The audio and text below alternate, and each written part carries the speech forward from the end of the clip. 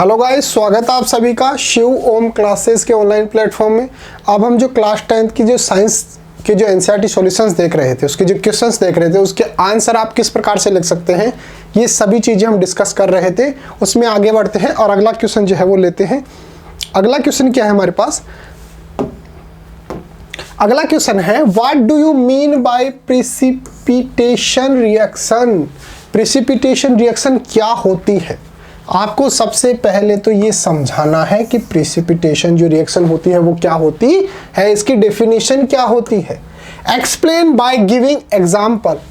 और ऐसा नहीं है कि आप डेफिनेशन देकर ही रह जाएंगे, आपको एग्जाम्पल की मदद से इसको समझाना भी है कि भाई ये रिएक्शन जो हो रही है इसके अंदर प्रिसिपिटेशन जो है वो किस प्रकार से हो रहा है। तो सबसे पहले तो बात आती है कि प्रिसिपिटेशन रिएक्शन क्या होती है। मान लो कि दो रिएक्टेंट हैं, ए और बी। ए और बी जो है वो रिएक्टेंट है, जो रिएक्शन करते हैं उनको बोला जाता है रिएक्टेंट। और जो रिएक्शन के बाद हमारे को मिलता है उसको बोला जाता है प्रोडक्ट। आपको ये बेसिक तो पता ही होगा। ये रिएक्टेंट है, ये प्रोडक्ट है। तो ए और बी क्या है? रिएक्टेंट है। ये रिएक्शन करके और कुछ ऐसा सॉलिड चीज बना लेते हैं कि जो कि अब क्या है कि वो जो सॉल्यूशन है उसके अंदर घुलता नहीं है। मान लो ए और बी को जो है हमने पानी के अंदर डाल दिया। ए और बी को जो हमने क्या किया, पानी के अंदर डाल दिया। अब पानी के डालने के बाद इनके बीच में जो है वो रिएक्शन हो रही है, और रिएक्शन होने के बाद कोई ऐसा सॉलिड चीज बन जाता है, वो जो है वो पानी के अंदर घुल नहीं पा रहा है। क्यों? क्योंकि वो सॉलिड है भाई साहब। वो सॉलिड होने की वजह से अब पानी के अंदर नहीं घुल रहा है। बाकी चीजें घुल गई लेकिन वो जो नई प्रोडक्ट बनी है वो घुल नहीं रही। और बाकी जैसे मान लो हमारे को सी प्राप्त हो रहा है, सी रिसीव हो रहा है। दोनों रिएक्शन करेंगे, रिएक्शन करने के बाद हमारे को जो प्रोडक्ट मिलेगा उसके साथ साथ कोई ऐसी सॉलिड चीज मिलेगी रिएक्शन होने की वजह से जो कि इनसॉल्युबल होगी। जो हमारे पास सॉल्यूशन दे रखा है उसके अंदर इनसॉल्युबल होगी, वो उसके अंदर घुल नहीं पाएगी। ये जो सॉल्यूशन, ये जो सॉलिड जो बन रहा है हमारे पास रिएक्शन के अंदर, इसको ही बोला जाता है प्रेसिपिटेशन। इसी को बोला जाता है प्रेसिपिटेट। और ये जो रिएक्शन है इसको बोला जाता है प्रेसिपिटेशन रिएक्शन। तो समझ में आ रहा है, जब कोई रिएक्शन होती है उसके अंदर अगर कोई ऐसी सॉलिड चीज बन जाए जो उस सॉल्यूशन के अंदर घुल नहीं पा रही है, सॉल्युबल नहीं है, तो इस प्रकार की जो रिएक्शन होगी उसको बोला जाता है प्रेसिपिटेट रिएक्शन। तो चलिए देखते हैं। Precipitation reaction occurs when cation and anion is aqueous solution. Aqueous solution क्या होता है? जो पानी के अंदर जो सॉल्यूशन होता है जिसके अंदर मेजर क्या होता है? पानी होता है। मेजर क्या होता है? पानी होता है।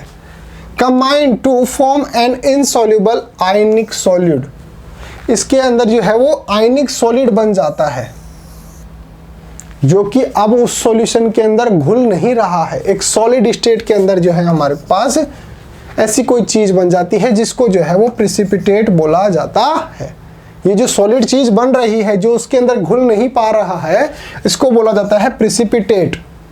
ए precipitate is a solid that form out of solution. तो इस सॉल्यूशन के अंदर जो है वो एक सॉलिड प्रेसिपिटेट जो है वो बन जाता है, उसको जो है वो हम क्या बोलते हैं? इस प्रकार की जो रिएक्शन होती है प्रेसिपिटेशन रिएक्शन होती है। तो समझने वाली बात सिर्फ इतनी सी है कि जब कोई भी रिएक्शन हो रही है तो रिएक्शन के ड्यूरेशन में या आफ्टर रिएक्शन जो है वो एक ऐसा सॉलिड चीज बन जाएगी जो कि उस सॉल्यूशन के अंदर इनसॉल्युबल होगी, घुलेगी नहीं, वो बिल्कुल पैंदे के अंदर जाकर बैठ जाएगी। जैसे मान लो पानी के अंदर आपने मिट्टी घोली है, तो मिट्टी जो है वो पानी के अंदर क्या होती है? इनसॉल्युबल होती है, इसलिए वो पैंदे में जाकर बैठ जाती है। और मिट्टी भी क्या है? एक प्रकार से क्या है? सॉल्यूशन। तो इसी प्रकार से यहाँ पर भी कोई सॉलिड जो है वो चीज बनेगी जो कि इसके अंदर इनसॉल्युबल होगी और पैंदे के अंदर जाकर आपको स्पष्ट रूप से क्लियर जो है वो आपको दिख जाएगा कि यहाँ पे जो है वो प्रेसिपिटेट बना है। केवल इतनी सी बात आपको याद रखनी है। दोबारा से देख लीजिए। Precipitation reaction occurs when cation and anion in aqueous solutions combine to form an insoluble ionic solid, इसके अंदर कैटायन और एनायन आपस के अंदर मिलेंगे और कोई ऐसा सॉलिड बनाएंगे, कोई ऐसा आयनिक सॉलिड बनाएंगे जो कि एक प्रेसिपिटेट बनाएगा। A precipitate is a solid that form out of solution. तो इस सॉल्यूशन के अंदर जो है वो एक प्रेसिपिटेट बन जाएगा, एक आयनिक जो सॉलिड है वो बन जाएगा जो कि इनसॉल्युबल होगा उस सॉल्यूशन के अंदर। A common example is that of the mixing of two clear solutions.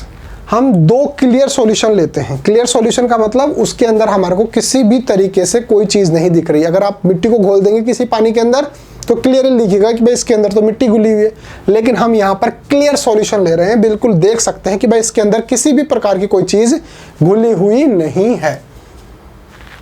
तो क्लियर सॉल्यूशन लेते हैं दो। कौन कौन से लेते हैं? एक तो लेते हैं सिल्वर नाइट्रेट AgNO3।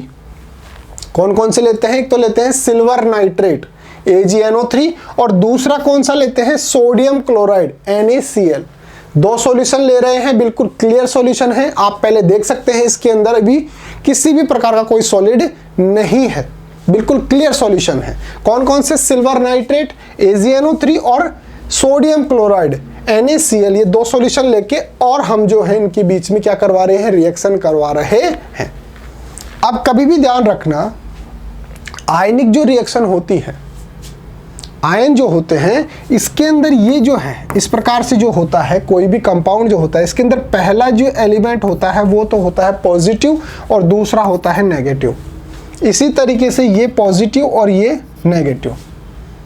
तो अगर Ag के साथ कोई NO3 के अलावा अगर कोई जुड़ेगा इन दोनों में से तो कौन सा जुड़ेगा? केवल Cl जुड़ सकता है। क्यों? क्योंकि Cl के पास माइनस है। प्लस प्लस थोड़ी जुड़ेंगे, प्लस और माइनस जुड़ेंगे। तो Ag के साथ क्या जुड़ सकता है? Cl जुड़ सकता है। तो यहाँ पे Ag के साथ क्या जुड़ जाएगा? Cl जुड़ जाएगा, AgCl। और ये जो AgCl के साथ जुड़ा है, चलो आगे डिस्कस करते हैं। और NO3 जो है वो माइनस है। और हमेशा याद रखना कि जो आयनिक कंपाउंड होते हैं उसके अंदर पहला पॉजिटिव होता है, दूसरा नेगेटिव होता है। अब हमारे पास ये NO3 जो है ये पॉजिटिव नेगेटिव है और हमारे पास जो ये Na है ये क्या है? पॉजिटिव। तो अगर हम आगे भी लिखेंगे तो पहले तो पॉजिटिव को लिखेंगे यानी कि Na को लिखेंगे और उसके बाद जो है वो NO3 को लिखेंगे। क्यों? क्योंकि ये पॉजिटिव है, ये नेगेटिव है। ये लिखने के रूल्स हैं। आयनिक अगर आप कंपाउंड को लिखेंगे तो पहले पॉजिटिव को लिखते हैं, उसके बाद नेगेटिव को लिखते हैं। और यहाँ पे पॉजिटिव जो है वो नेगेटिव के साथ कंबाइन होगा तो Ag जो है वो Cl के साथ जुड़ जाएगा और NO3 जो है वो Na के साथ जुड़ जाएगा।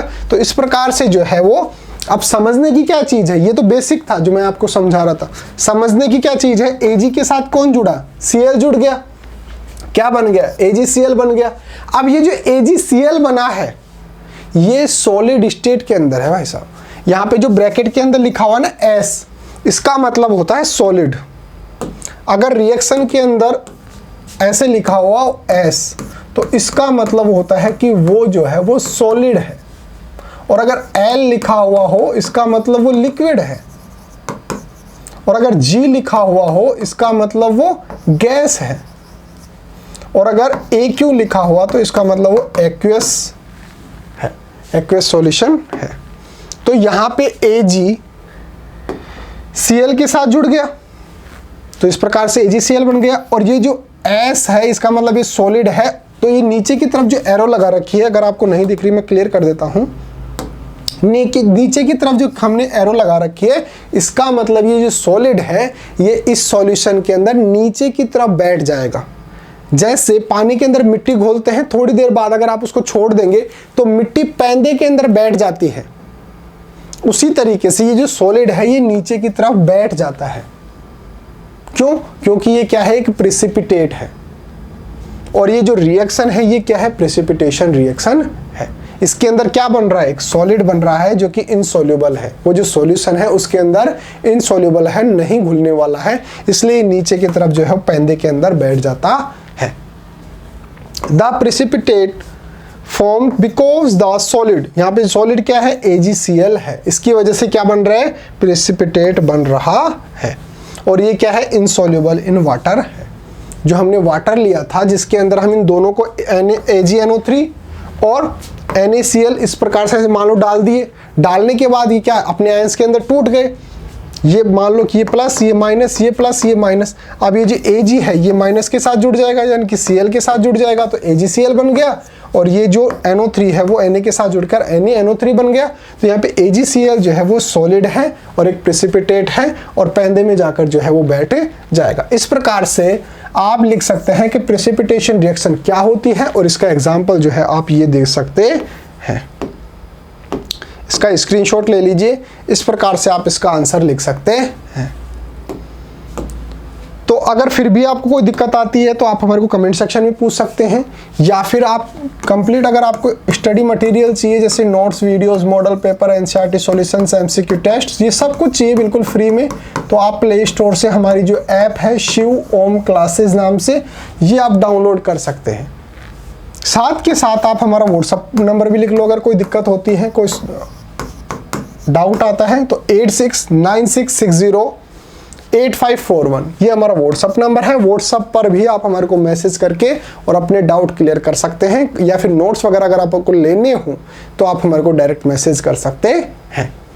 बिल्कुल फ्री के अंदर आपको व्हाट्सअप पे भी मैसेज करके आपको नोट्स भेज देंगे, और ऐप पर तो पूरी चीज़ें बिल्कुल फ्री के अंदर पड़ी हुई है। तो मिलते हैं अगले टॉपिक के साथ, तब तक बने रहिए शिव ओम क्लासेस के ऑनलाइन प्लेटफॉर्म के साथ। Okay guys, thank you so much.